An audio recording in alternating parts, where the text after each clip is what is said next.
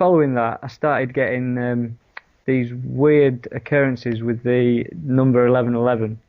I don't know if do you know, have you looked into much with the 1111 yourself? Do you know about it? Yeah, definitely. Yeah. I mean, to set the groundwork for where I'm coming from, obviously, I've got a few like facts here that I'd just like to say, because obviously it's the basis for a lot of my work. Yeah, sure. And obviously, this number, this 1111 is it seems to work itself into a lot of things. I mean, predominantly the first thing is the universe itself, and obviously on the 11th of August 1999 at 11:11 a.m. there was a total solar eclipse that was observed through Europe. And if you move that further on the end date, December 21st, 2012, the end date of the main calendar, the winter solstice, which is when the calendar ends, is at 11:11 a.m. So I've heard. So obviously, so we've got this effect where the universe is ringing these numbers at us, in accordance to consciousness and stuff. Yeah. And when you look at it in an astrological sense, with the precession of the equinoxes and the 26,000-year cycle of the Earth wobbling through the 12 signs of the zodiac, we're said to be moving into the new age of Aquarius, and Aquarius is the 11th astrological sign. And so, getting further into it, you look at the numbers of 2112, 2012, and you add all those numbers up, and you get an 11. And then you look into the sun, for instance, and the sunspot cycles are 11 years, and basically everything that you can just keep finding these 11s out of things, and you could argue that are you looking for them, but basically when it's that amount of things within the universe, it's not like I'm looking for them because they are there. Yeah. You can't deny that. And so then you start moving into the numerology of it. And for instance, if you get 1111 and you multiply it by 1111, you get the number 1, 2, 3, 4, 3, 2, 1, which is a pyramid.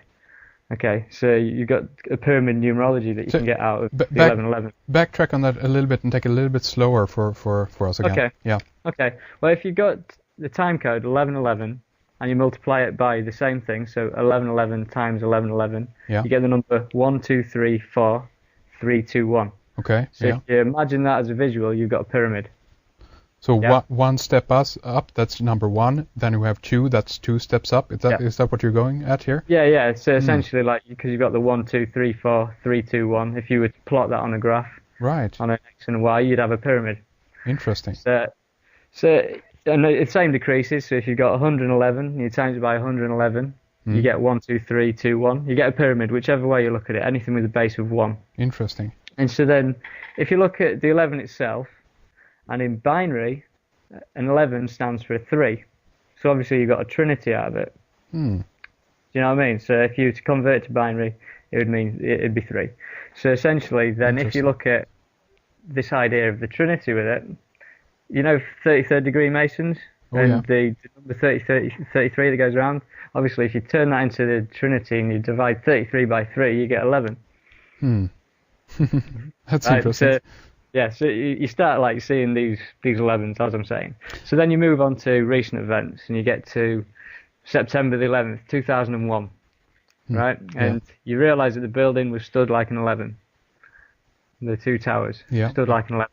Indeed. And then you've got 9/11, which is 9 plus 1 plus 1, which is 11.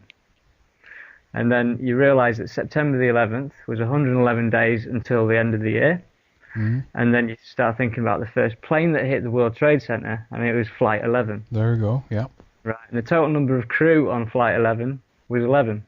And then you look into it further, and the New York State was the 11th state of the US Constitution.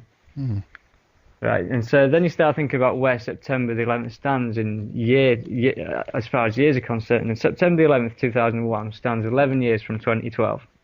Yeah. Right. And there's an author called Jose Arguelles.